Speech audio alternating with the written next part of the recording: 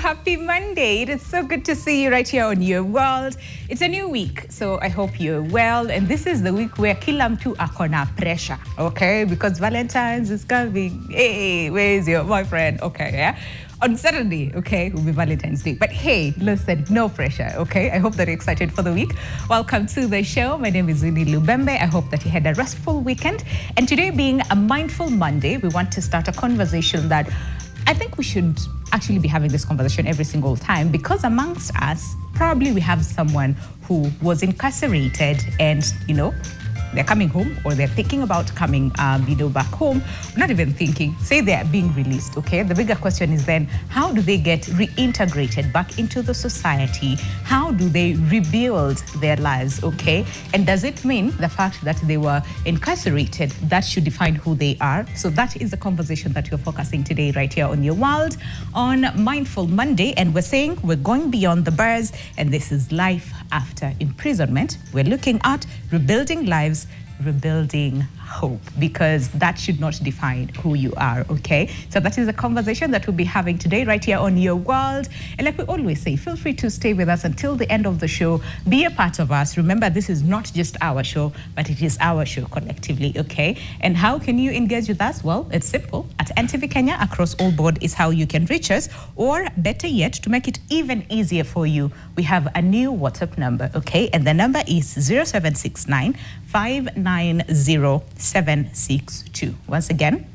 the new WhatsApp number is 0769 590 762. So if you had the old WhatsApp number, okay, probably consider deleting that and then save this new one, so that you can be in touch with us and let us know, okay, if probably you know someone who was imprisoned before and they are being reintegrated back into the society. How was that? Or if you were the one who were imprisoned before and probably you got back into the society, what was your journey? Would love to hear from you as well.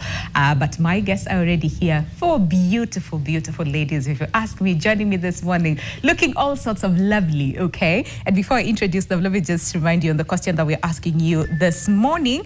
And the question is very simple. It really doesn't have to be out of, you know, being incarcerated or imprisoned, but really in general, okay? How did you deal with stigma or judgment in any given way, at any given point, okay? Because people say we're being judged every single day, but really, how do you deal with it? So if you've ever been stigmatized, either from being imprisoned or not, how did you deal with it? Stigma or judgment? That is the question that we're asking you this morning. At NTV Kenya, across all board, is how you can reach us. And like I said, our WhatsApp number, we have a new one, okay? So don't use the old one, use the new one, which will be on your screen in just a second. But enough of me talking. Let me introduce my guests this morning. Like I said, four beautiful ladies who are joining us this morning for this important conversation. And on my immediate left, I'm doing this alone, Wix is not here, okay? So in my immediate left, I have Annette Hamid, who was formerly incarcerated, but you're here today looking beautiful. Thank you so much for joining us. How are you doing? I'm good. Karibu sana to the show. And then next to her, we have Dr. Jacinta Andego, who's a clinical psychologist and senior lecturer at ILU. Okay, karibu sana. Thank you. Good to have you on the show. And for this important conversation, then next to her, we have Betty Kaguhia. Betty Kaguhia. I remember you. We were together on on the Mental Health Conference. Karibu sana, Betty, formerly incarcerated as well, but you're here to share your story. And last but not least, we have Teresia Njoroge, who's a founder and CEO of Clean Start Africa. Good to see you. You all look amazing. Asanteni sana for making the time. And maybe, Dr. Jacinta, let's just start with you. You know, most of the time when we're talking about prison, when we're talking about people being incarcerated, there's always twofold. There's one part, zile za, oh yeah, kwani what did they do and whatnot? And then the other part is like, uyo, stay away. You know, there's a lot of like judgment and stigma, right? Can we just understand that from a basic level? You know, when we're talking about imprisonment, when we're talking about incarceration, does that define who the person is, or is it more of what they did? Okay. Thank you once again for having me here this morning. As we talk about prison, we know people who are in prison, there are those who go because they have committed crimes. And we also know there are others who go when they have not committed crimes, maybe mistaken identity or something like that. And all those people go through similar experiences because once you land there, you are just regarded like a criminal. So the society out there knows you now as a criminal. They label you ex-convict and many other names that they can label you. Such that after you go through the experience that you go through, when you finish your life in prison, maybe the period of time for which you have been imprisoned, you go now back to the society. It is a majority who will label you as a criminal. In other words, they do not see you as a reformed person, but they see the old you who went to the prison, and whether you were on the wrong or not, to them, their conviction is that this is a criminal and we should guard ourselves against such a person. So, and that is why many of such people experience rejection and social isolation, social stigma. Yes, and I think that is what we are going to discuss today. Absolutely. Yes. And can we also talk about it? I'm just going to throw this to you, right? Can we talk about the things that sometimes we do as a people, as families, as friends, as a society that contributes to the stigma without necessarily knowing that we're actually stigmatizing this person? Because the focus of the conversation today is on rebuilding hope, rebuilding lives, meaning there is actually life after imprisonment, right? So can we address some of the things that we do either subconsciously or unknowingly that contributes to, stigmatization of persons who have been formerly incarcerated? Thank you so much for giving attention to this subject because it rarely gets the attention. And this is a huge population, not just here in Kenya, not on the African continent only, but globally. And if you look into it, one of the most ostracized communities are the incarcerated and formerly incarcerated across the world. And as you've said, there's life post-incarceration. And if we truly believe in the government agencies, within the criminal justice system, the National Police, the Office of the Director of Public Prosecution, our judiciary, the Kenya Prison Service, and probation and aftercare, we invest in these institutions. If we truly believe they do their work, then we should trust that the people coming through this criminal justice system are fit to then reintegrate back into society. Upon us, we the taxpayers, because these institutions run through our tax. If then we believe that our tax is working and these institutions are doing the job that they need to do, then we should trust that the people who are then handed over to us deserve a second chance, deserve to rebuild their lives. And some of the very subtle ways in Kenya, for example, it's very difficult to get the certificate of good conduct. That's a structural inhabitant for you to begin rebuilding your life, because the moment I enter here, the first thing I'm asked, do you have your national ID? If I want to work, could you bring your most recent certificate of good conduct? If I can't get that, I can't get employment, I am not accepted, and therefore, we continue with the social stigmatization in my own family, in my own community, within my church, faith-based organizations, at the school where I take my children. The stigma is so rife, I'm not being able to fit in. So there's social, there's structural, and then there's also moral. And therefore it becomes very difficult for me, whether I went in innocent or whether I went in having committed the crime, to then begin rebuilding my life. And therefore we should be conscious and see to it that we are offering these second chances deliberately. And I understand it. People have fear. Or they murdered, or they robbed violently, or yes, you went in innocently. And so you've got the fear of, I do not know where to begin handling you. So as we continue with this conversation, let's continue to shed the light of, because these are still part of the population in our nation, let's lean in to ask ourselves, how do I handle, how do I interact with the incarcerated and the formerly incarcerated? Good point. And this is where I'm going to rope Betty in. because again, like I said, this is not the first time that we're interacting. But for the sake of the people who are joining us today and probably don't know your story, probably let's go a little bit back, because you're here today. And I just want to say, you and Annette, really thank you for agreeing to share your story with, the rest of us, right? So let's go back. The year was 2017. 2017. Let's go back to before 2017, okay? Who was Betty? What was Betty doing? How was life for Betty? So before I went into prison, I was just living just a normal life, a normal Kenyan. I am a mother, so I was working with Farmer's Choice. I was an accountant, and some money got lost during my tenure. So that's how I landed through the criminal justice system. Okay. Yes, I went through the court process, and I was convicted in 2017. To serve a 2 years sentence. I served 4 months, then I got out in 2018 February. Okay. Yeah. All right. So money was lost. It was not directly related to Betty took the money. Yeah. No, but money was lost. Can we just talk about that period and what was that like for you? I think it was traumatizing because I was going through a health issue. Okay. So I wouldn't say I was really in that moment, because even when the auditors came to do the auditing and found the money, I was not even at work. I was in the hospital. Okay. So really, I was not there at that moment, but it just happened the way it did. And I found myself implicated along with other employees that you were working with. Yeah. So you were wrongly accused? Not as much, but I was not given a fair trial. Okay. We'll come back and look at that, right? And what does fair look like from your perspective? Yeah. Because it's true, we've had a lot of people who said, I was not given a fair trial, right? So what exactly does that look? And what does that say of our justice system? Because we also talked about justice system, structural issues as well that somewhat need to be fixed a little bit.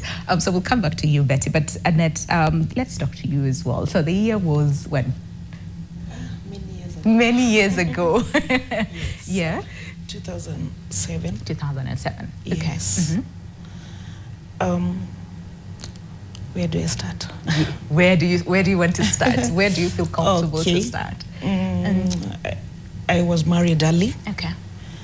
and after we separated later, and it was hard with 3 kids. So I was in Uganda by then. Okay. So I came to Kenya, and I relaxed about 6 months. A friend of mine said there's a job in Dubai. I can go as a nanny because I'm good with kids and I love cooking also. That's my department. So they were like, when you travel, maybe you'll make a difference. You can be able to take the kids to school. And I was like kind of excited. I'm just a high school girl. I wasn't so educated. Not like now I have too much knowledge, I thank God. So I just grabbed the chance. Paperwork was done innocently. And one thing led to another. I traveled. And during my travel, there were drugs inside the bag. I was Your arrested. bag? The bag that I was traveling with, because it was not my bag. Okay. I left here with a backpack. But when I reached Dubai, the people who were organizing had packed a bag for me, and they said, this bag, we need you to take it to Hong Kong. Okay. So I'm innocent, I'm excited, it's the first time, you know. Yes, you get to travel. Yeah, I thank God I have a courageous heart despite the background, but I was like, okay, it's the first time. Everything has a first time. So I traveled, and I got arrested at the airport.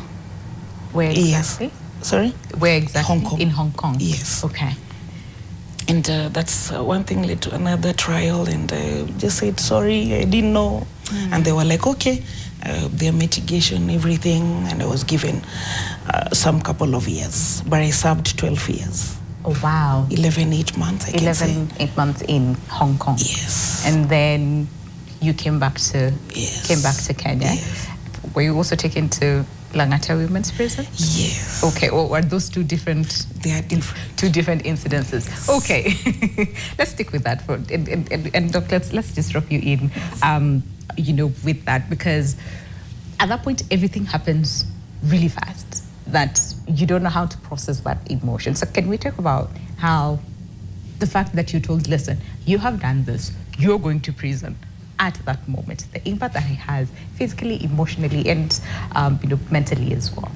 Because looking at them, some people would say, no, but you look so innocent. I think that is one of the things that people say a lot of. I don't know whether you've had it, but a lot of people say, no, but you look so innocent, right? Yeah, can we tackle that in just a second? Yeah, starting from your last statement, but you look so innocent, that person is already judging you. You are no longer innocent. Yeah. You are not as innocent as I thought. Yeah. And listening to Betty's story, I can imagine when she was doing her work as an accountant, she made sure she accounted for every coin to ensure that all the records are clean. Yeah.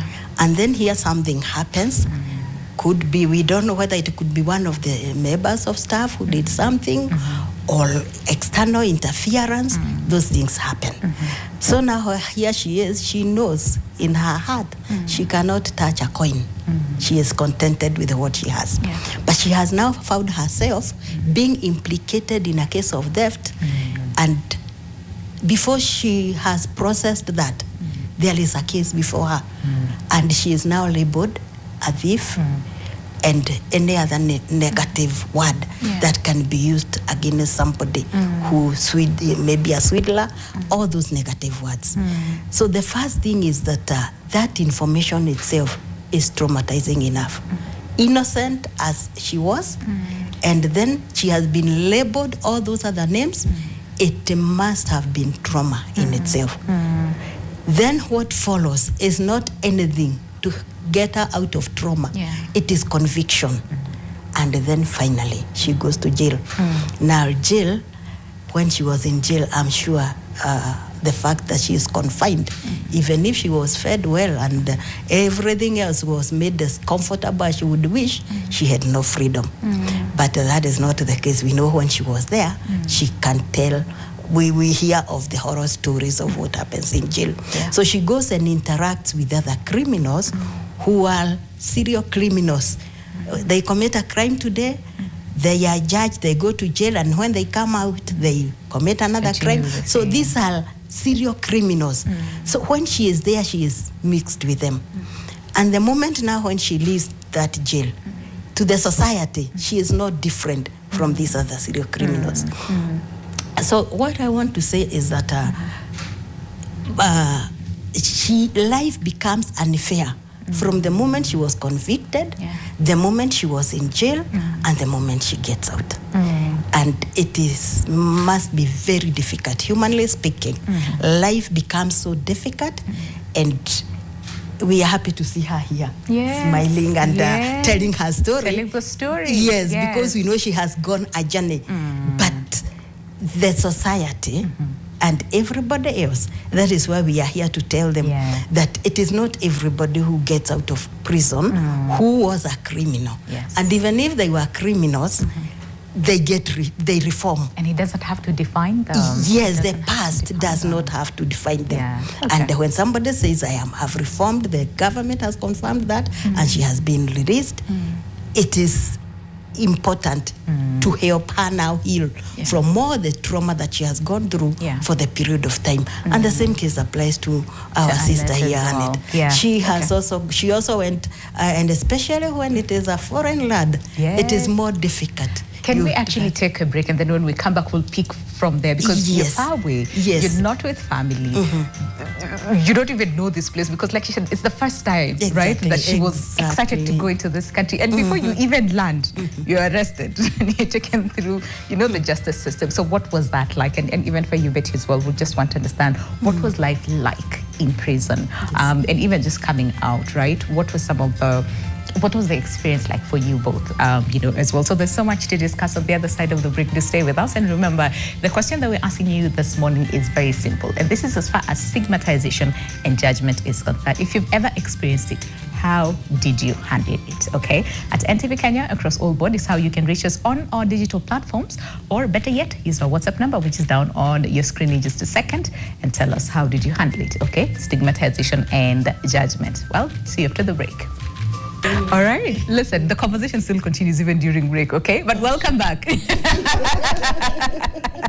Welcome back to the show. Just in case you're tuning in right now, today is Mindful Monday, and we're looking at life beyond bars, okay? And we're saying there's life after imprisonment, rebuilding lives, rebuilding hope as well. And like I said, 4 beautiful women with me this morning to really help us understand, first of all, what we're doing as a society that is wrong, okay? And we talked a little bit about our justice system as well, and some of the loopholes that needs to be fixed. But really, above and beyond is how then do you rebuild your life, okay? And this is after imprisonment, and what can we as a society do to support those ones who were formerly incarcerated to reintegrate back into the society? Because again, amongst us, we either have a cousin, we have a brother, we have an uncle, we have a mom, we have a dad who was probably imprisoned, and they don't know where to start, and especially when it comes to starting over, probably looking for work, okay, or just looking to start a family as well. So what can we do to support them in that journey? And this morning, the question that we're asking you is, if you've ever faced judgment and stigmatization, how did you handle it, okay? There's someone here who, on Facebook who said, if you can't beat them, join them. Okay, 2 wrongs don't make a right, I guess. And then there's Israel, who says, I isolated myself and sat down by counseling myself and finally got into prayers. And until now, I am working for God, okay? And then Faith Teresa Mesema, I cut off people who made me think that I was valueless and set strong boundaries. Okay. And then there's another person here. This is Eliud, who says, oh no, not Eliud, hey, Carly McLean again, and I'm stigmatizing the stigmatizer. 2 wrongs again. Do they make a right? Probably not. David Rogers said, so being positive, having a positive mindset, attitude, and spirit.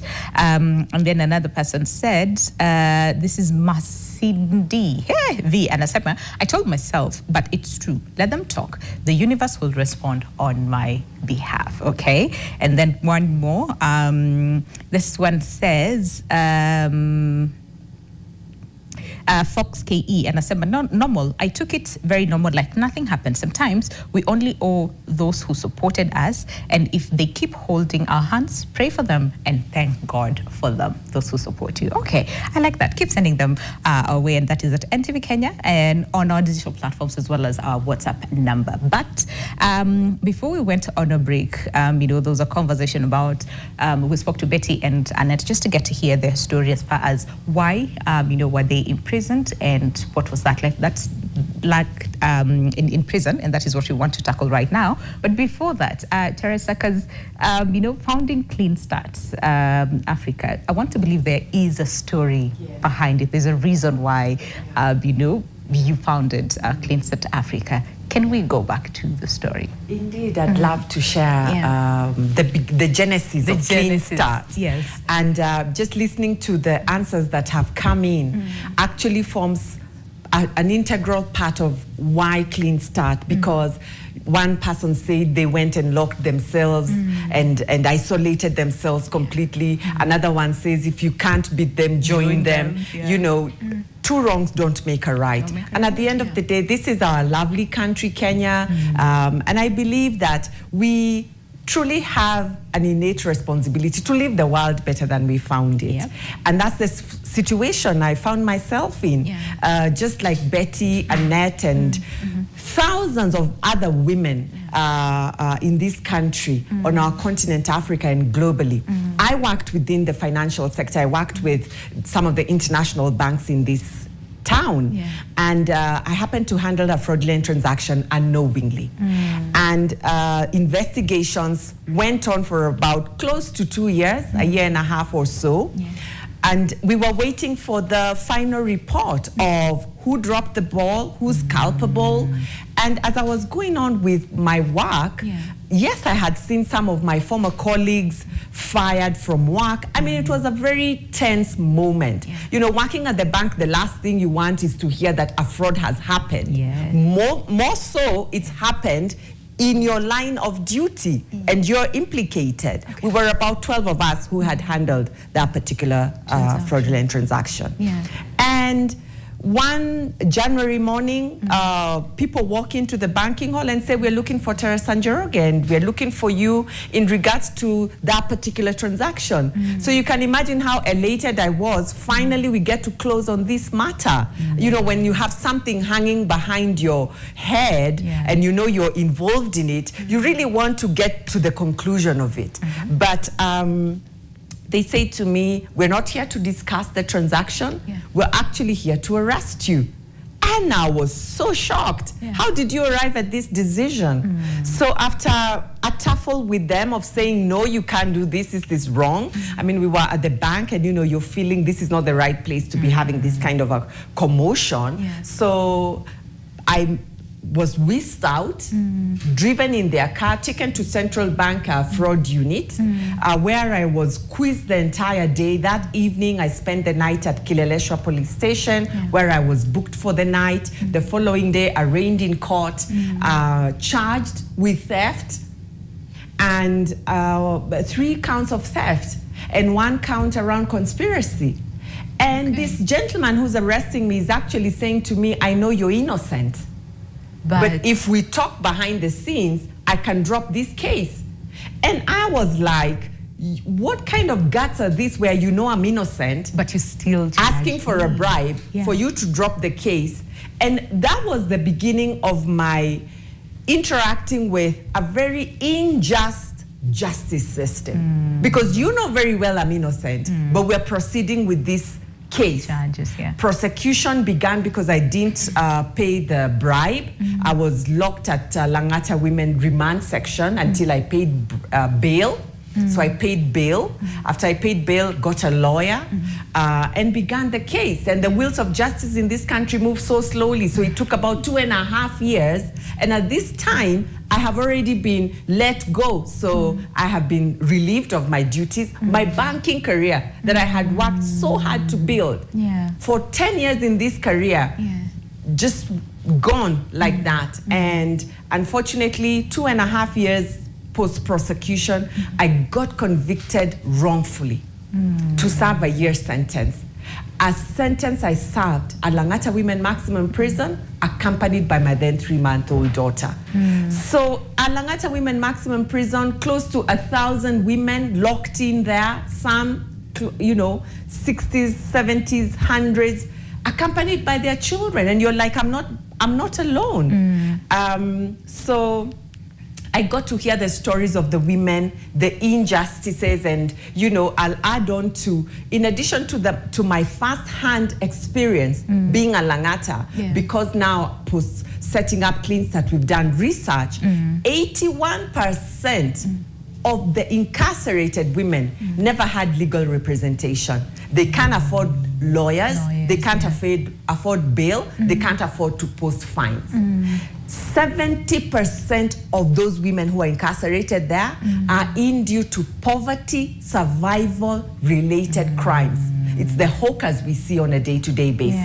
It's the hundreds of thousands that we see did not get a spot into higher learning education. You know, I came to realize that because it really opened my eyes. Because when I was going in, I thought, how will I survive with these criminals? 30% were the only women who were incarcerated with criminal minds. 70% were actually a result of the broken systems in society, from health, because some of them were in there because they couldn't afford to pay for their health care and had gotten into debt, and after getting into debt, then ended up being incarcerated. The health system in this country, the education system, whose supply and quality is not equal for all. So many, we're almost mid-February right now. I can assure you there are children still sitting home because their parents have not afforded school fees.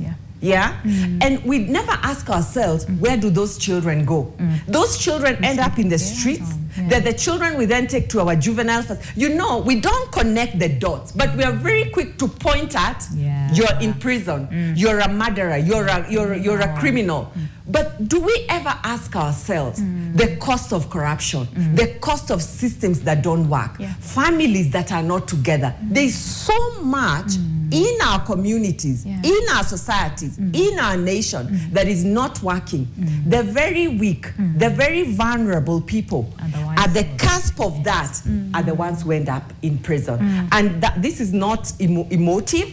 This is data. 70% of those incarcerated are in due to those reasons. And so once I left prison, I eventually got cleared of any wrongdoing. 2 years post serving the wrongful sentence. So by the time I was being cleared, I had seen I had gone through the entire criminal justice system. I had been in prison, but I had also tasted the stigma and the challenges of reintegrating back into society. And we'll come to that in just a second. Because what you say, and I think it's the same case for you, Betty and Annette, that first of all, going into it innocently, right? Not knowing that something happened and I found myself wrong place, wrong time, kind of thing. And then you are put in prison, never been, probably never had, I don't know if you've had stories, about prison and whatnot, and now you have to live in it for the years, that you were given. And then coming out, you are relieved of your duties. So you're coming out to literally start afresh. What is that like? But can we just first of all understand, your experience first of all in prison and the justice system? And because again, like you said, Betty, you were not given a fair trial. Can we pick from there and then talk a little bit about your life in prison? So for me, I would say that I was not there when the auditor came and they were physically counting the stock. You see, when you're not there, you cannot know what was at the shop at the moment. And you can't even defend yourself. So when you go to court and these are the charges and this is the amount that they're claiming is lost, you are not sure like if there were this amount of items available at that time because they did the audit in my absence. So that's what I meant when I said I didn't get a fair trial. I see. So going into prison, ask anyone. People fear prison. People are just prison, being sick, or cases. Those are the things that people fear the most. Now you've been sentenced, you've been convicted. You're just told you're going to serve your sentence in Langata. You've heard all the horror stories. So sorry. Going, just hearing the judge. I remember when the judge pronounced the sentence, I fell back to, you stand for the sentencing. I fell back. I was so shocked. And also I didn't expect that long sentence. So my journey began to Langata, I went to Langata and it's hard. It's really, really hard. Langata, I think any prison, it's not easy. The trauma, the shock, you're new. And then you're seeing all these women, mothers like you, you're seeing little children. It was very hard. I remember it took me a long time to just adjust to the prison system. You can't eat for the first a few months. You cannot function, and no one gives you the time to adjust. In the next day, you're expected to go and work. You're assigned duties. You're not mentally there, but you have to be. You have to do what you're supposed to do in prison. And even it's just fear. You fear the environment, and that you don't know these people, and you're locked into a room with them. But I would just say that the women there, they see that fear and they see your worry, and it makes it a bit better. They just tell you even us, you've been here, and we're okay, we are surviving. So just having that kind of sisterhood, there, made it a bit easier. But really, prison is really, really hard. So the adjustment was the hardest. The adjustment was the hardest. Was the hardest for you. Just getting into the system, knowing, even the food. It's horrible. Even trying to just eat that leaf of sukuma wiki with green soup. It's hard. You cannot even eat for some weeks, but then hunger pushes you to just eat. It's like you have to. Doomed if you don't, doomed if you do. So you have to survive. Might as well, right? Might as well eat. And also sometimes we hear the story of, I don't want to call them communities, but groups, the ones who've been imprisoned the longest, and then the newbies wanakuja, and how, they're being harassed and whatnot. I don't know whether you experienced that. I think there are groups, but sometimes you just know, you have to know your place. Find a way how to. If someone has stayed there for 20 years and you're there coming, you cannot go into her space. Yes. You have to know your space. Yeah. And you just, survive. Find a way.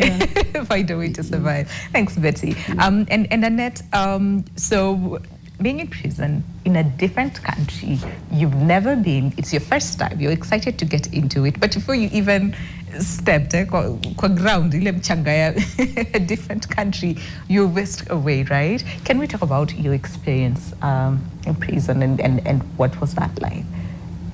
Okay, it was a shock to me because I was like, my goodness, is this really prison? Because, Hong Kong is different. The country is very developed.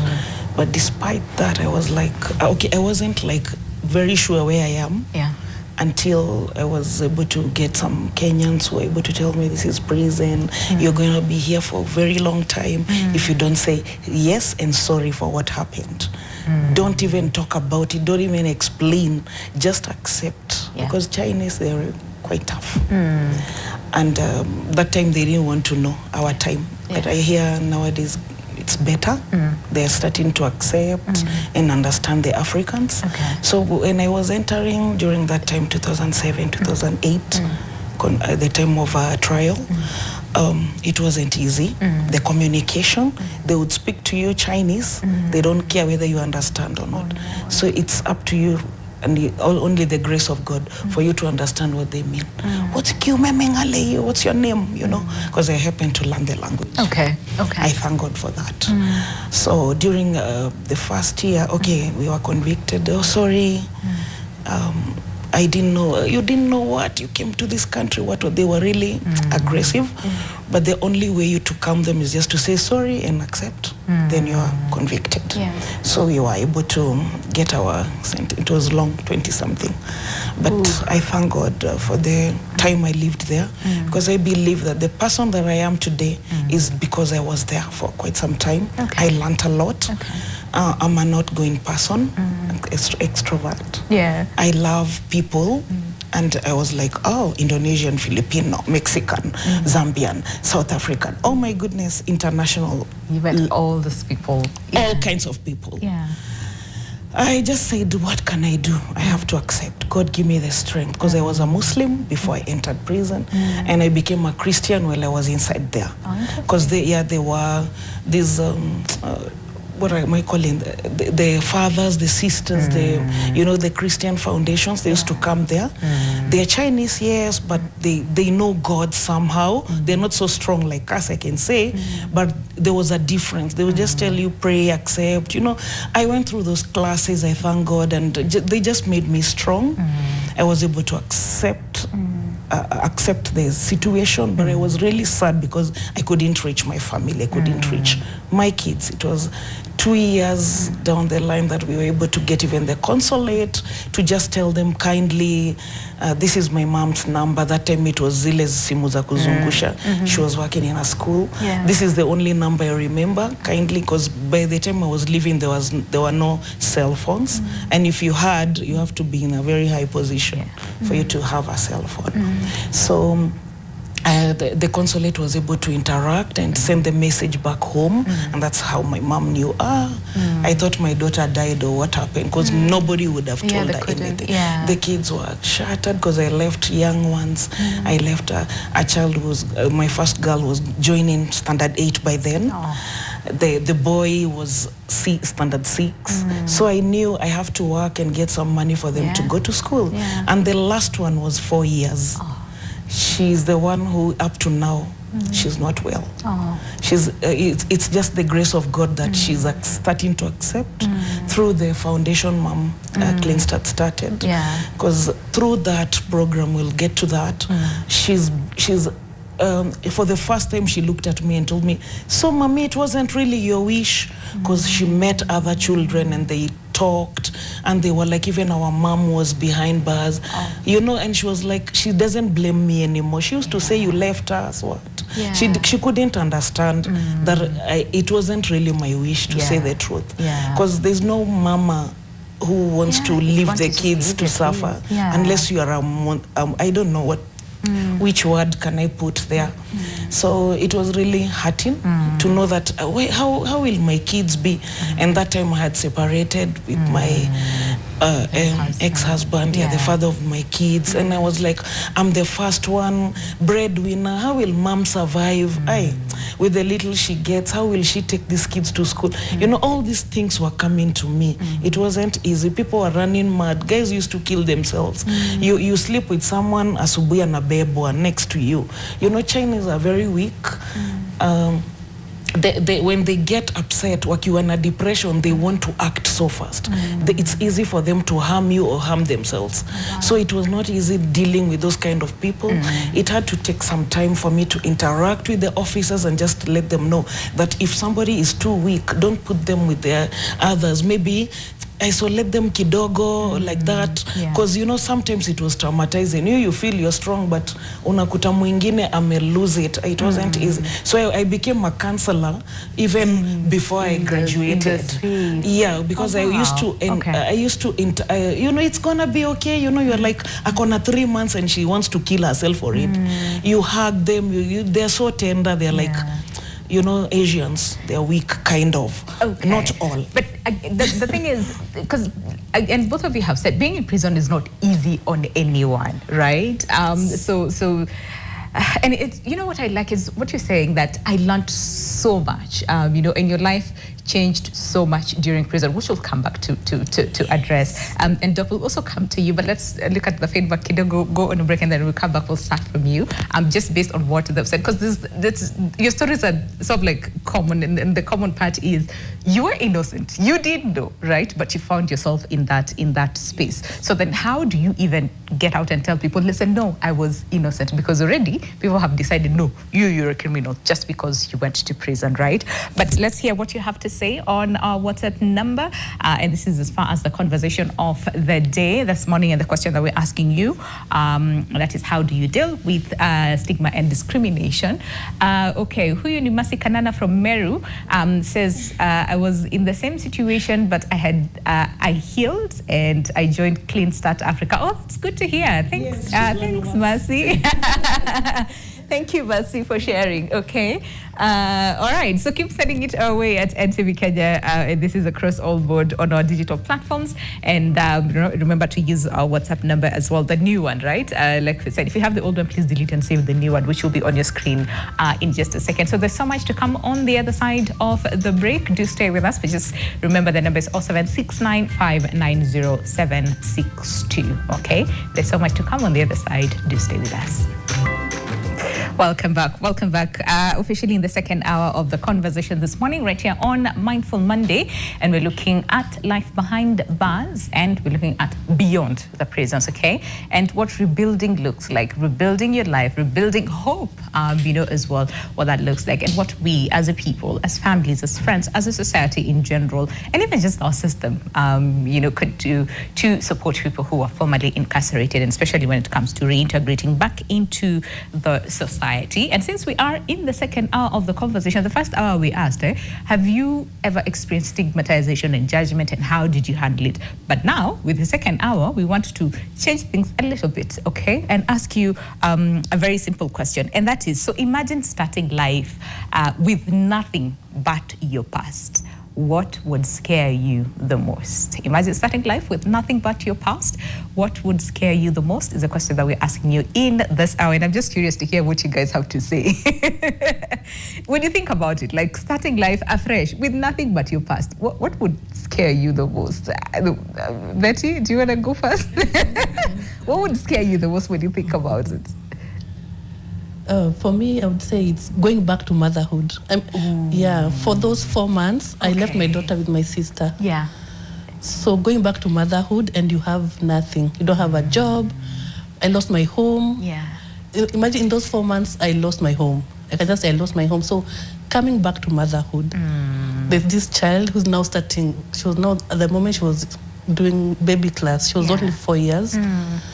So you need to look for school fees. You need to feed this child. Yeah. I stayed with my sister, of course, at her place, but still, it's not. It wasn't. At least I had that support system. Yeah. I had my sister, but that's not the case for so many women. That's true. Yeah, That's true. So coming back to motherhood was the scariest. Oh, I feel that. Yeah. I really feel that. And then at this point, the kids have grown. It's like they don't know you. They have to relearn, you as a Exactly. mom. Yeah. I hear that. Teresa, what would scare you? You are asking just the right question, because sometimes we don't think to ourselves that the more we are stigmatizing people coming out of prisons and keeping referring to that experience every time they show up, 10 years later, a month post-incarceration, whatever time, that every time you see me, the only thing you see is my past experience of being incarcerated. Can you remember when you stole a pencil in nursery school, or when you picked some extra change or something when you were growing up? And every time people meet you, they are like, in 19 years, do you remember? And that's the only thing people remember you with, And that's unfortunately the reality of people coming out of prisons. Every time you show up in whichever space, the only thing that people see is your past experience. Or even, can you imagine you had cancer or a sickness and you've healed, and every time you show up, this is the ex-cancer patient. This is the ex, and that's all people refer to. I think it's unfair, especially because people who are coming out of incarceration have already paid the price. They have. Or wasn't. Don't we trust the conviction and the sentence that they got? They already paid the price. They did. So why do we continue adding the conviction, adding the sentence, traumatizing them more and stigmatizing them by referring to the action, or whatever it is that they did? I think it's unfair. It doesn't give you an opportunity to rebuild yourself. And let me shift it a little bit to society. If that's all you keep referring to, where is my chance and opportunity to prove and to have a platform to rebuild myself if you've already written me off? And decided that this person is not worth a second chance. Oh, I hear that. I really, really hear that. Annette, what would scare you the most? Okay. It was, there were many years. And I was like, will these kids know me? Okay, we used to interact, because after I was able to get contact, I was calling them once in a while. And letter writing was very, very supportive there. You write letters, a lot of them, send cards, birthday cards, something like that. So, and that made me have that, at least, communication with the kids. But again, they were like, Mommy's coming. They're already grown up. Even there's a time they were asking me, where were you when we needed you? Because you are trying to, as a mother, you want to correct somebody. What are you doing? Why are you like this? They're like, I was on my own when you are not around, so why are you caring? They want to answer you, not because of their wish. They are just, shattered. Kids really suffer when we, it's something very emotional. Really, no, and I understand, because that must be really difficult, because this is your child. You want to show up the best way that you can for them. But then again, there's also this side, of them, that it's pain, and because they lost you at some point, right? So, imagine, I left them before they go to high school. She's finished, she's gone to college. I already had a grandson by the time I'm coming, my first daughter. And then the boy was already finished Form 4 again, and I left him in primary. The young one could not continue because of the way she was like, I want my mommy. Who are you to tell me? Where is my mommy? She was the youngest. Nobody would control her. So peer pressure, joining others. Come on, mommy, yuko twende. Let's go. She ended up in the streets. It has been a journey, my dear. So I really thank God that she's still okay. She's forgiven me, and we are bonding. And she has 2 young children she got after I came out, and I'm taking care of them, because she wasn't fit. Okay. Those depression. I think I was told, leave this one, let her do whatever she wants to do. Just take care of these kids because you're the one who is sane. Yeah. So I thank God they keep me busy. They call me Shosh.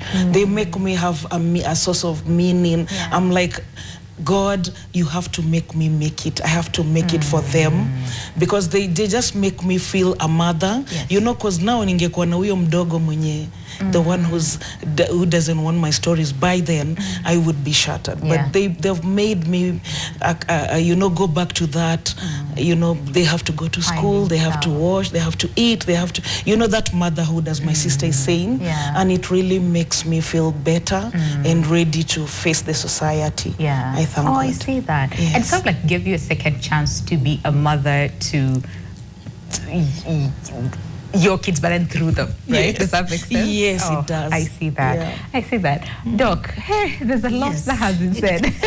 Yes. Just understanding the trauma and that people experience, in prison and whatnot. How best then can they be supported? Because again, just getting the figures from Teresa as well, it's just sad, to hear. So then how best can people, be supported and during their time in prison, even with their families as well? Because sometimes we've had stories of families just shunning, their people who have been imprisoned. Okay. The stories we are hearing today, we are laughing because they are stories of victory. These ladies have gone through trauma. When you are in prison, although the impact is partly on the physical body because you are not eating as well as you were used to, doing the activities you are used to, so it affects the physical body. But the greatest impact is on our mental health because it impacts negatively on our emotions. We have a bitterness of the people who witnessed against us, the judge who passed the judgment. We are feeling like they should have known that I am innocent. The employer who was not there to fight for me, maybe the relatives. So all those, the natural response is to be bitter, to be angry, to be humiliated, and all those negative emotions. And therefore, because today we are not talking of the life in prison, we are saying that these ladies who have confessed that have already overcome that. They have gone through the prison period, and now they are out. Now, the moment you come out, for you to get healing, you need to heal inside first. Okay. And the inside healing has to start with you. Who do you think you are? Who are you? So if you can first answer that question of self-awareness, because again, your self-esteem has been so much lowered when you are in prison. Now when you have come out of the prison, you want to know, am I still the same Annette that I was? The mother, the fighter, and everything that you are. It starts with you.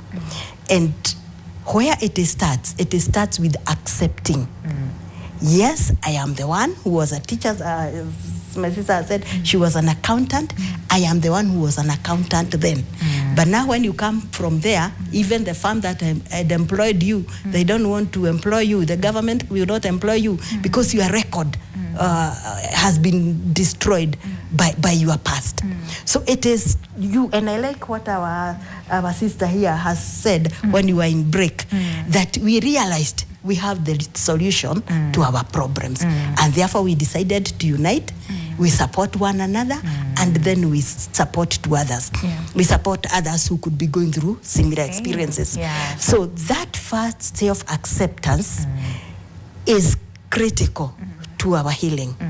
And we accept by telling ourselves, yes, I went through this, but I am not going to remain there. I am here. You accept where you are right there so that you can be able to move from there. You look at what has been left. Yes, my job might have gone, but I still have my brain, which can think rationally. I still have my physical body. I have my hands. I have my legs. Possibly you have one or two friends who are remaining. Possibly you have siblings.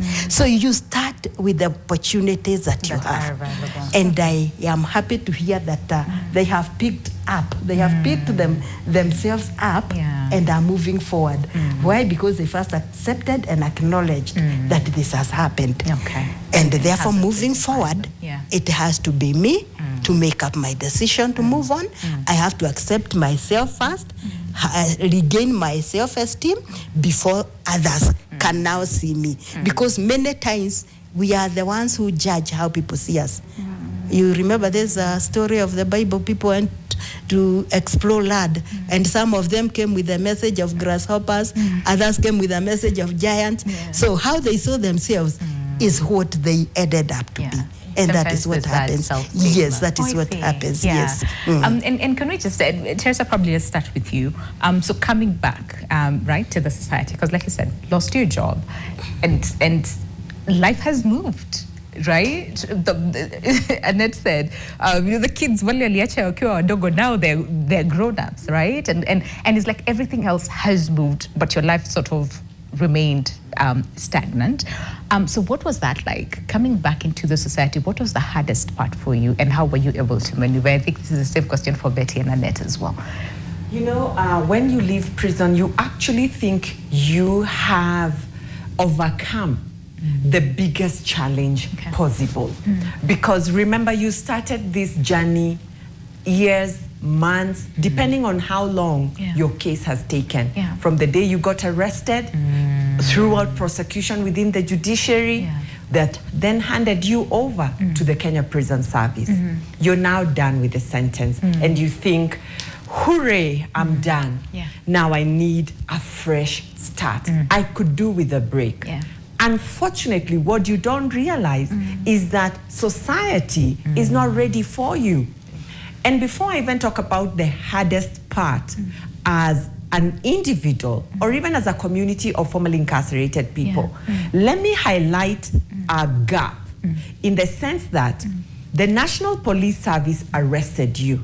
They then handed you over to prosecution. Prosecution prosecuted you within the judiciary, and a magistrate or a judge made a conviction and sentenced you if you were found guilty. They handed you over to Kenya Prison Service for rehabilitation purposes. There's a gap in the sense that how are you handed back to society? The conveyor belt worked very well until the day of your release. The gate opens, you're set free, not a coin for bus fare. That's the beginning. The basic needs of a human being, transport to move around, even from the very prison. You need food for that very day. You need accommodation. Which house are you going to get into? Yet, there is no system, there is no platform for you to then be handed over to begin your life. So that's where you begin. Absolutely with minors. And let's not forget, you're beginning from a place of stigma and the community fearing to even accept you back into their houses. It's very difficult, let me say that. And while I highlight that, I'm personally grateful because my family, and I bring in the family now, because my family received me back into their home and continued to support me until I was able to independently care for myself and for my children. But most families do not do that. And that is where family now should see their role in reintegration. Because the criminal justice system is not a system for running homes. That's the family's role. This is where we also have the faith-based organizations. The church also has a role to play here. So the church, families, the community, the chief has a role to play, and other local administrators to say, this lady has now come back from prison, or this man has now come back from prison. Once still, this youth has now come back from prison. We need to receive them back into our community. But in most cases, the church stigmatizes you, families stigmatize you, local administrators, including chiefs, actually send a memo to the community. Yeah. Oh, there is this and this man who has come back, or there's this lady who has come back. The community needs to be very careful now because they're. I mean, how am I being welcomed back? Yeah. You know, so we need to realize our roles when it comes to supporting those who are coming out of prison to rebuild their lives. But let me also bring in now government. Government has affirmative action for, say, disabled people living differently abled, the disabled, or the vulnerable in our societies, in slums and so on and so forth. Do we ever allocate funds for people coming out of prisons to begin their businesses, to begin their life again? I have never had. When funds are being allocated for children who are vulnerable, even right now, there was funds from MCAs, from all these kitties that have been created to support the vulnerable in community or in societies. You will never hear these funds, scholarships, these funds are to support children whose parents are in prisons. But I tell you today, as I say, it's mid-February, some of the children who are out in homes today, their parents are in prison. They have no one to pay their school fees. Women are leaving prison as we sit here and have this conversation, and men who are wondering where do we begin? So even as I point out to families, to churches, to all these local administrators, I also want to urge government. When you're allocating money for the vulnerable and the marginalized, allocate a quota and say, all those who are coming out of prisons, for you to be able to reintegrate successfully, we're allocating this particular quota for you to start your businesses. Because how else do we? They're just going to come back and hawk, snatch your phone, and keep recycling back and going back to prison. I mean, and we've had those stories of people who come, from prisons and go back into the society and not repeat, but just, go back to what they were doing because they don't know how to navigate. And we were sharing this during the break and said, we had one man actually here on the show, who said the same, came back. Society, first of all, everybody is so against him. And he says, now what do? I go back to what I knew best, and that is stealing, and not stealing in a pickpocket, okay? It's the other one. So I hear you when you say we need to have systems in place when it comes to reintegration to make it easier. Is it more difficult for women? I would say it's difficult reintegrating back, whether you're everybody. A man, a woman, a child, or a youth. But the reason why I'm emphasizing on the woman is the homemaker. The woman, and again, I'll share with you a statistic, 90% of the incarcerated women are mothers, single mothers, and the sole breadwinner. So the day mom was incarcerated because she was hawking or she was brewing that illicit alcohol, the children she was trying to fend for have been left by themselves. And in most instances, those children are tossed around from one home to another because they are viewed as a burden. Again, government really needs to set in and say, how are we caring for children whose parents are incarcerated? So I would say that it's very difficult for women coming out back into society because she's not just thinking about herself. She's also thinking about the very children that she was trying to fend for, and she's coming back to children who are traumatized, abused in most cases. Actually, the very day mom left is the very day those children were left without care or protection. So they get abused. So she's coming back to children who are very angry with her, children who are traumatized, abused, children who dropped out of school. So can you imagine this mother? Will she first heal? Will she first care for herself?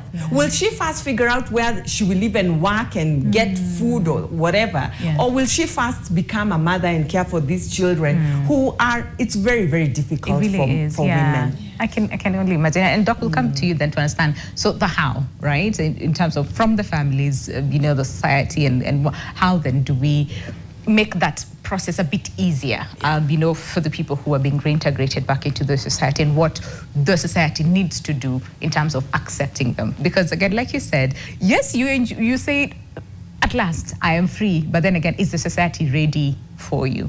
But Betsy, can we talk about your experience reintegrating back into the society? Life has moved, your child has grown, and now you have to figure a way to find yourself, maneuver first of all, and still be a mother to this child that you left. Yeah, for me, reintegration was quite hard because going into prison, something changed. When I came out, I was angry. So reintegration was, I felt so misunderstood. Okay. And I can say up to now, I still have family that don't talk to me. I lost friends. You don't realize how much you lose, especially when you're out. You just come out, you start calling people, they don't want anything to do with you, they don't want an association with you, the family that could have helped you. My sister was struggling, but I still went to live with her because I had no other place to go. So I was really angry, and I got into some very bad habits, very bad company. I actually left my child again with my sister, and I just took off. So for me, that was my reintegration because I had no enough support. You expect me to take care of my child. I don't have a job. I don't have a good conduct. No one will hire me. So life took a weird turn. I really had to. I couldn't cope, so I took off. Okay. But then again, that's when I just joined Clean Start. And through Clean Start, my healing journey started through the Ufunuo program that actually we are taking in prisons. And that program is what actually rehabilitated me and reintegrated me back to the society in a good way. And I could now be a mother. And Clean Start gave me my first loan, and I started a business that I'm still doing till now. Oh, that's good. So I got a footing and I got healing. So I reintegrated through the help of Clean Start. And the connection back to, like with your child, because again, like you said, you come out angry. And then there's this child who doesn't understand. First of all, where were you? You know, all this, number of years that you're away, and then you come back, you want to still be the same mother that you were and whatnot. What was that sort of like reconnection back to between you and your child, and how old were they at this point? My child, when I came back, she was 4. Oof. Yeah. Okay.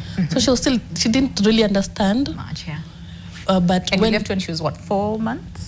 When the case started, she was really little. Oh, okay. Yeah, so during the court process, I was with her. I was out on bail. But coming out, she was now 4. Just joining kindergarten or baby class, I don't know. Yeah. So when I healed and I was able to take care of myself, I was able to become now a mother again. But good thing again, I had my sister to take care of her, even during that time when I was searching myself, when I was healing. Yeah. But the connection came back when I was able to stand, earn a living. The anger had left. I'm no longer angry, and now I can actually mother. Because I think the problem is if I was giving my child during that healing period, I would have messed her up. Yeah, you wouldn't. I would have traumatized her. Yeah. So for me, just having that space to find myself and now being a mother again was the connection just happened. Okay. Yeah, and the relationship with your sister at that point, because then again you're angry and I want to believe how she's like, but me, I'm trying to help you. Yeah. I'm trying to help raise your child, right? What was that like? I think she was quite understanding. Oh, I see. Yeah, okay. We are almost the same age. Okay. She was angry too because she was like, you're not leaving your child, you're going. My child was sick and I didn't even go. My sister come to the hospital and I'm like, I can't. You take care of her. Yeah. So even for her, she understood, but also I know it was not easy for her. So the relationship, because she's almost my age. Yeah. So that made it easier. It takes a lot of patience and understanding. Yeah. And love. For them. And love, yes. Yeah. For them to really understand this person is not behaving like this because they don't want to, but because they are not okay. They are not okay. Oh, bless her. Really bless her. We're due on a break, but when we come back, we'll hear from you, Annette. Because, like you said, so Hong Kong was the first time you went to prison, and then you came back, and then there was Langata. So if you're comfortable, maybe we can talk about that a little bit, and also finding yourself, because you're doing an amazing program, and you'll be going to, where will you be going to? Kajiado, right? Prison to speak to the women, So we'll look at what that looks like, and Doc, remember the question that we said, how then do we prepare the society to receive, our families, our friends, who are incarcerated. So there's so much to come on the other side of the break. Do stay with us, and just a quick reminder on the question that we're asking you, because like we said, so the first part we're talking about judgment and stigmatization, and how do you deal with it, or did deal with it? But now we're asking you, so if you're given another chance with nothing but your past, what would scare you the most, right? And we're asking, imagine starting life with nothing but your past, what would scare you the most? We'll be answering that question. Doc, you did not answer that question. We'll start with you when we come back from the break, all right? So there's so much to come. To stay with us. The show is Your World. All right, welcome. Officially the last few minutes before we say goodbye right here on Mindful Monday, and we're looking at life after imprisonment, and we're talking about rebuilding lives and rebuilding hope as well, and what we can do collectively, not just saying sijui gava ile familia kina nani. What can we do, right, all of us, in terms of making, and especially the reintegration process, a bit easier on our loved ones, and like I said, our families, our friends as well, people who've been formerly incarcerated. How do we make it easier for them to reintegrate back into the society, all right? And the question that we're asking you now for the second hour is very simple, and that is, imagine, just imagine for a second that you were given a second chance to come back with nothing but your past. What would scare you the most? Doc, you did not answer this question, right? Can we start with you? We answer that, and then and now we talk about how they're able to find themselves and what they're doing right now to also support many women. Again, like you said, most of them don't get the support that they need. But yes, Doc, what would scare you the most if you were to come back with nothing but your past? So you want me to say what would scare me? Yes. If I am the one who is an ex-convict? Not necessarily. Not necessarily. Could be anything. Yeah. But I'm the one who is facing social isolation, social rejection. Yeah, and you're coming back and, yeah. Okay. Maybe what I would scare me most is to be separated from my immediate family, my nuclear family. Okay. The moment they would reject me and isolate me, I would feel like my world has collapsed. Yes. Okay. Yes. Okay. I see that. Yes. I see that. All right. Thanks, Doc. Annette, we want to talk to you about your journey as far as reintegration, because now umerudi back to the country, back to the motherland. A lot has happened. Your kids have grown, and now nikama umerudi to start afresh. Yeah. What was that like? It wasn't easy. Yeah. But I thank God my mom was there, my family. My sister was the one who took care of the kids while I was away. Okay. So she was able even to take them to school. The far they reached by the time I'm coming back.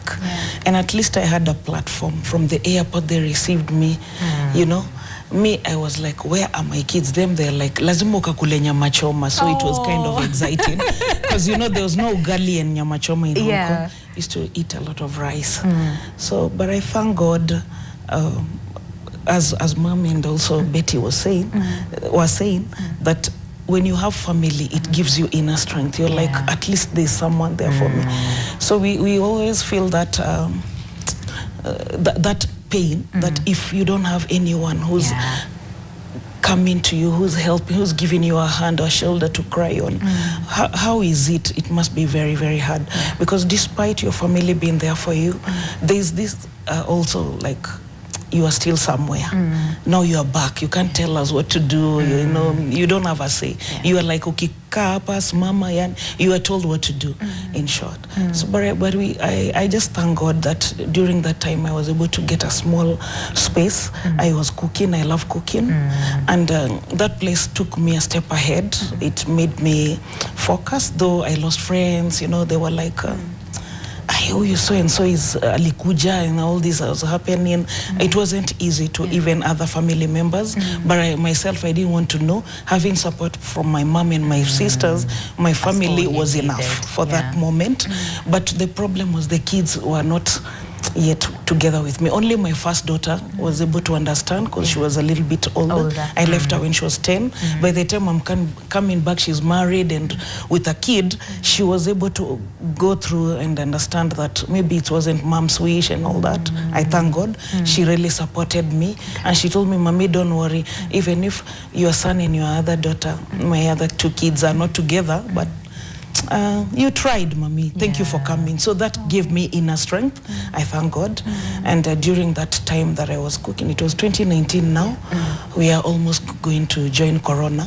So I lost that small space where I used to cook. I used to cook around State House Road, Sagret Hotel. There's a kijiji there. So I used to have a space there.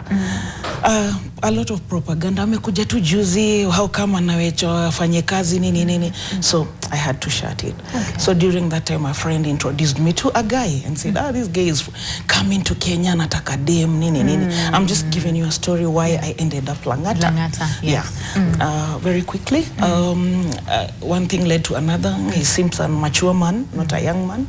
And he looked serious. He wants a woman. And I'm like, how many years have I been single? Away. And away. It's exciting. Yeah. You know, he came with a lot of good love, you know, West Africans. Yeah. They can be good.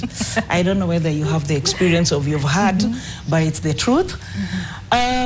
I really had a good moment. I forgot the problem. He embraced my children, and he was always talking to them like a father, and I was like, this is the man that I really need. So I didn't dig deep into what he does exactly, but oh, you are home, you're still home. I say, yes, apana. You don't need to be home, come, get a house, I'll pay. So one thing led to another, we started staying together. So that's 2021, 2020 almost end, 21, he was arrested. Okay, he was involved with something. Oh. Yeah. Now, I had never seen him doing anything in my house. Okay. He was the one supporting me. He used to go, come, but that is my space. During that time we were courting, he opened up a small business for me. I used to sell clothes in town. Yeah. And also part-time cooking for homes. Like I had contacts.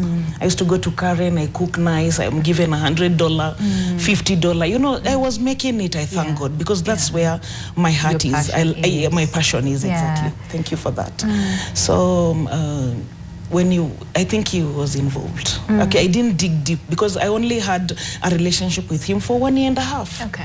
So I was kind of scared because he was late nights, you know, the good money, what. But you can't, that time you're vulnerable, you are in need, you are making a difference. You know, I've been away many years. If I have somebody who can take care, why not? Yeah? As long as I'm not involved in what he's doing. So one thing led to another. The next thing we see is police. We were arrested, and that's why I ended up in Langata. I stayed there 1 year, remand section. The case is still going on. He was convicted. Okay. He said that everything is his. What he tried to say that let this woman go, but I don't know the system, how it will work. By the grace of God, I'm just praying, let it be on favor on my side, because I have responsibilities, and also I just want to get back to the society and just tell them crime power, you know, don't trust easily, you know, all this. We are vulnerable, we are women, and sometimes issues make you enter into a relationship that you really mess yourself up. You know, I just want them to give me the chance to be able to do what is to give out what is inside me and make a difference to the society. I see. And since, like you said, the case is still ongoing, so we can't really talk much about it. Yes. But that must be hard, because you just came back, you're trying to rebuild your life, and then all of a sudden you're taken back. It shut me. Right? I was almost entering into depression. Believe me, the 12 years were better. This one was a blow. I was like, my God. And then the young girl, the same one who didn't want anything, even my son, they were like, what? Again, mommy? What? Now we will not see you again. You know, you just like going away. You don't want us. It was really a blow the second time. And I really, really went through so much until when I was in Hong Kong, I got Teresa's contacts and I was able to reach her out. But it wasn't, I think, the right time. But this time when I was in Langata, I said, I must look for her. So I thank God I was able to go out through family. I went out on bail. And a friend who we were together in Langata told me, umesikia Clinton? Kasema, you won't believe Teresa knows me, but hatujawai interact. Akaniambia, ujui what you are missing, please come for a meeting. So we went, there was a training for parenting. My goodness, I was able to recover myself and say, so I need to do this for my kids to accept me. You know, I learned so much during that training. I participated, and the teachers were so friendly. And that's when I was able to give my daughter's name, and they reached out to her. She was able to come to Clean Start, and one thing led to another. We are now friends. Oh, that's good. And she's also going through the trainings and through the trainings that I'm getting from Clean Start, I can now head a department, prison ministry. I can go and teach there, you know, as a TOT, just to give them a source of hope and to tell them that to recover, to get to know themselves, self-awareness. It's called Ufunuo. It's a training that, oh my goodness, it has just opened all of us. We have so much to talk about. Probably we'll arrange next time. So we have a 2-hour session to discuss about it. It has really made a difference in our lives, not only me. I see a hope in me. I see a potential woman. I see that I can make a difference to just put a smile to a person, even not only women, men, because through this man, I'm able to see the other side of foreigners who are inside their families. You know, they don't have anybody to call their own. So if we are able to give them also love, you know, encourage them while they are there, because men also, they pretend they are tough, but they scatter, they shatter from inside. So that is about what I want to do by the grace of God. And that's a good thing, really. And I think we were discussing this as well during break, and I said, it's a good thing that you're doing, because so many people just want to wamefinyilia tu because sitaki watu wengine wajue what happened to me, and other family members will tell you, hii usiambie mtu yote, you know, feature ini mambo ya nini, mambo ya nyumbani, okay? And Doc, we'll come to you in just a moment then to, and especially help those who self-stigmatize, right? Because the society might do the right thing, and that is embrace you, welcome you back into the society, but then there's someone who might still self-stigmatize and judge themselves based on the mistake, you know, that they did. How then would you encourage such a person to just, you know, find self and find healing and move forward, you know, with their lives? In just a second. But on the question of the day, let's see what WhatsApp wanasema nini. We have one. So if we're ready, Philip, if we can have that on the question, that is, imagine starting life with nothing but your past. What would scare you the most? Okay. Huyo amesema nini? Let's hear. All right. Okay. Okay. This one says, "Hi, I am Peter. Salute all of you there. I have been behind bars for 17 years. Very much appreciate your debates." Thank you so much, Peter, for also being part of the conversation as well this morning. Really, there's life, and there's so much more, you know, beyond prison. But Doc, very quickly, you know, for someone who's still, you know, self-stigmatized, or even maybe just a family that is struggling to accept their person back, what would you say? What is it that, you know, we need to learn and know when it comes to reintegration and just forgiving self, right? Yes. Okay, let me talk of a few terminologies. And the first one that I want to start with is resilience. Resilience basically means bouncing back after you going through a difficult experience. Now, the society expects everybody to have resilience. As much as they are not ready to participate in helping us to get that resilience, you are expected that when you go through a difficult experience, you will bounce back. But all the same, we have no choice, because you have to continue living, so you have to bounce back. Now, there is the other terminology that I want to talk about is what is called in psychology locus of control. Locus of control can be either external or internal. People who have internal locus of control believe in themselves, and they associate their issues with their choices. Let me give an example of our first parents, Adam and Eve.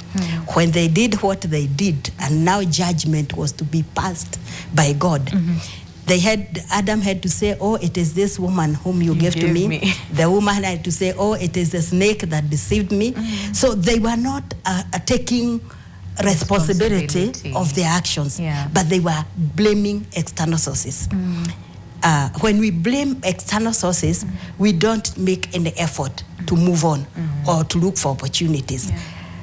This morning, the ladies we have, they took upon themselves the opportunity to help them to move on. So the people who have internal, those are the ones who have external, they blame others for their problems. The people who have internal locus of control, they say that what Adam would have done, maybe with his wife. Yes, God, you gave us instructions. We disobeyed you. We did not eat. We fell victim victim, we listened to what the enemy, the snake now told us, and we ate the fruit. Kindly forgive us. And maybe they would have been forgiven and would have continued to live in the Garden of Eden, and the curse that resulted for all human race could not have come in. So when we use whatever locus of control, it should be that we take responsibility of what we do, because many times we want to blame the external forces. And a question you had asked me is how we can sensitize the population, the society. We can only sensitize them the way we are doing today, but we cannot determine what choices they make. So sometimes we have no control of what they do, but we can have control of what we do and the choices that we make to help us move on. The other thing that I wanted to talk about is our emotions. This morning we didn't have anybody who had an issue with the relationship. There's one time I went to Rangata Women Prison, and when I saw young ladies moving aloud, very beautiful, I asked what's wrong with these ladies. And an officer there told me their relationship issues, mpago akado, unfaithfulness, murder resulting from that, and all those kind of issues. And nobody commits such a crime when they are sober. They do it at an emotion. You are either so angry, you are so frustrated, you are so offended. So they do it at a strong emotion. So it therefore calls for us to learn how to regulate our emotions, so that now as we take an action, we can now think soberly and rationally. There's something we call emotional intelligence. Emotional intelligence is thinking before we act. So if we can work towards thinking before we act, we can avoid many of those things that result as a result of our having very strong negative emotions. Yes. Okay. I see that. And Betty, so you were able to find yourself. You're able to find healing and reconnected with your baby and your sister as well. So how are you doing right now? How is life? How are you as a whole, not just physically, right, but also mentally, and what are some of the projects that you're involved in as well, if they are to support other women? Yeah, right now I'm doing well. I'm so grateful. And also healing is a journey. It is. So every day is a healing day. And, even just by going back to the prison, to take the program to the other women, we don't talk about the first day you walk back into prison, not as a prisoner, as a free person, but still there's so much trauma. You are there with, everything you went through. But, every day you go there, you teach, you train, it heals you. So every day is a healing journey. So through just training and helping others heal, you heal. Also at Clean Start, I lead the chapters department. So I just tell you about the chapters. When a woman leaves prison, what we do is we make sure she joins a group in her region. Wherever there's a women's prison, there's a chapter there. These are Clean Start chapters. So these are a space where this woman can go for economic empowerment, but also to heal. She joins other women in her region, and they start doing life together. And we have over 100 chapters across Kenya where women coming from prison, now they have someone to hold their hands.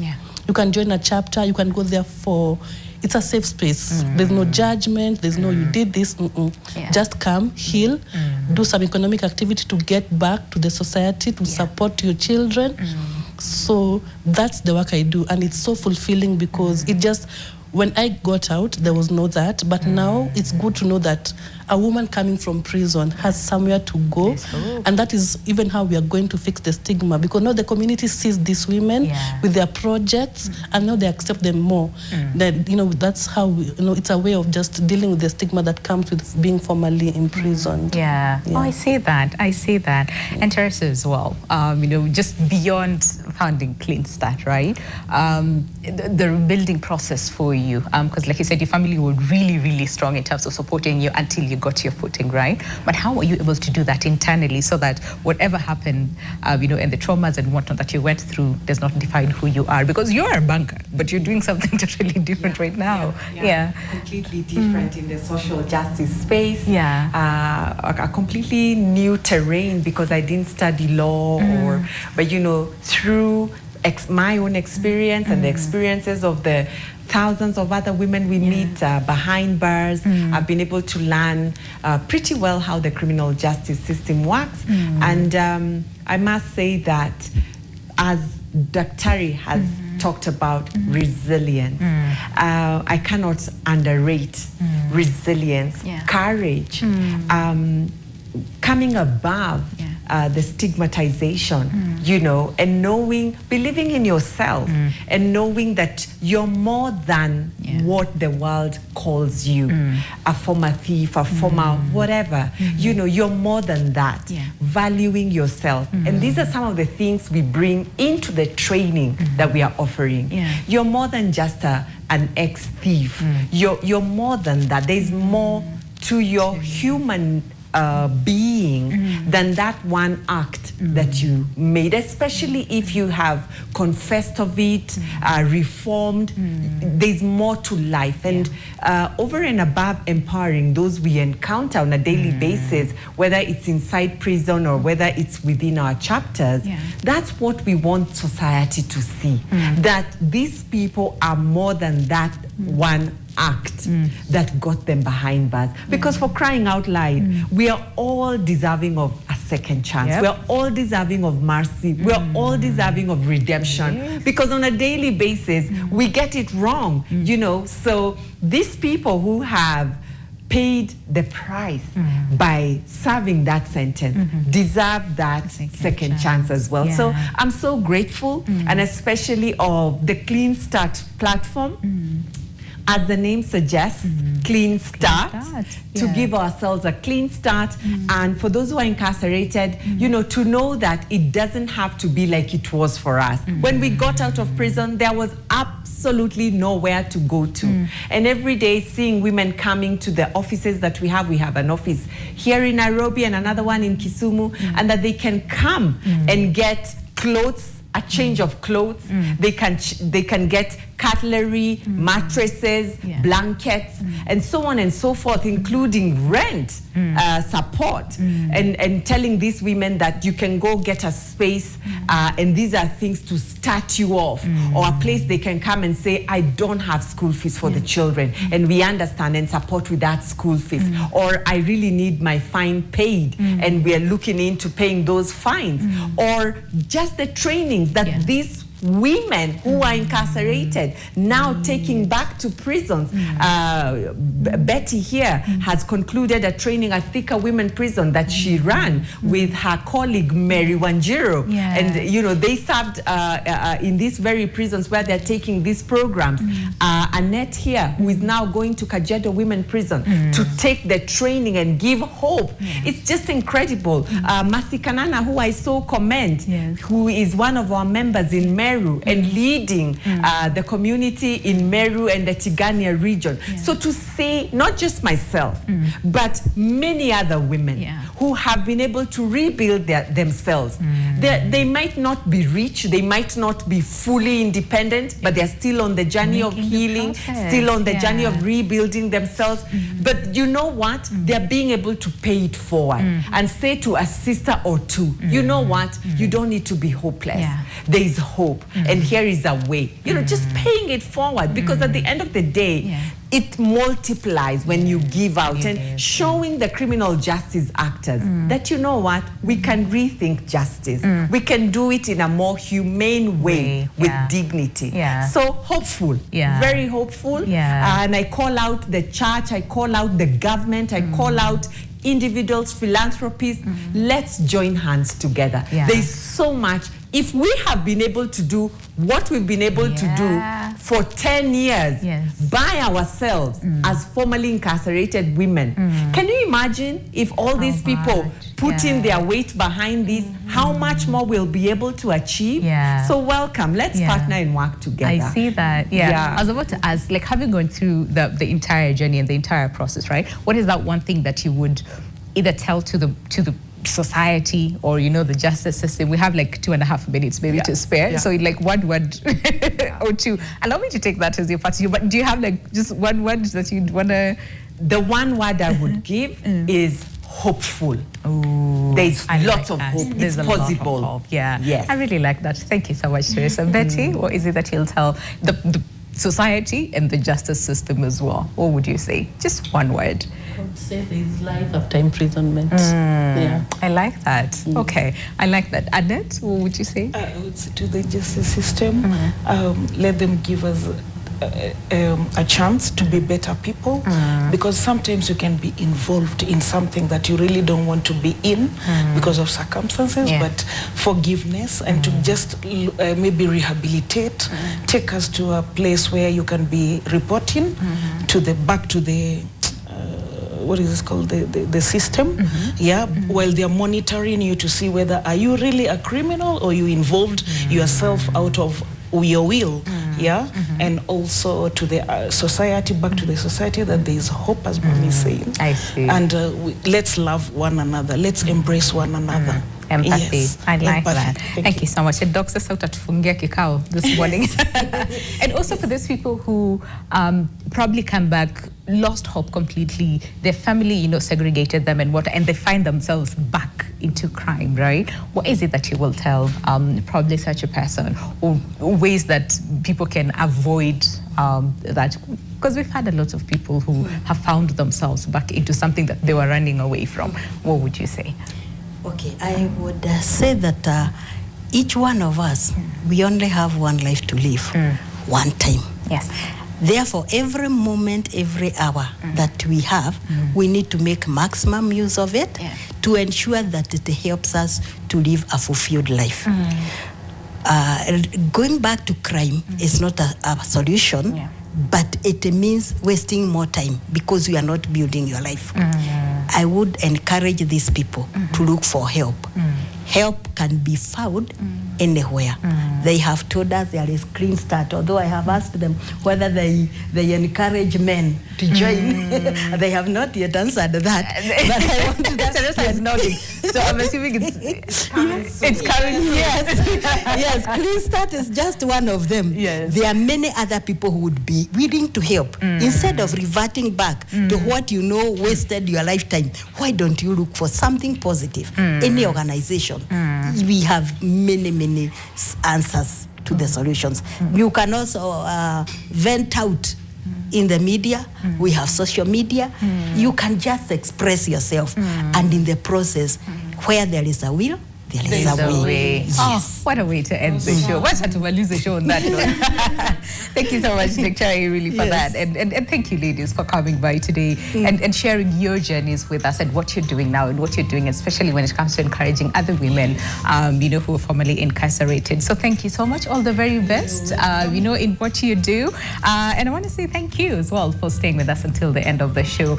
That is where we say goodbye right here on Your World. I hope you've learned so much from today's conversation, but let's keep it going on our digital platforms, and that is at NTV Kenya. But for now, we say goodbye. God bless. Enjoy the rest of your day. I'll see you tomorrow, same time, same place, right here on Your World. Until then, stay safe. Goodbye.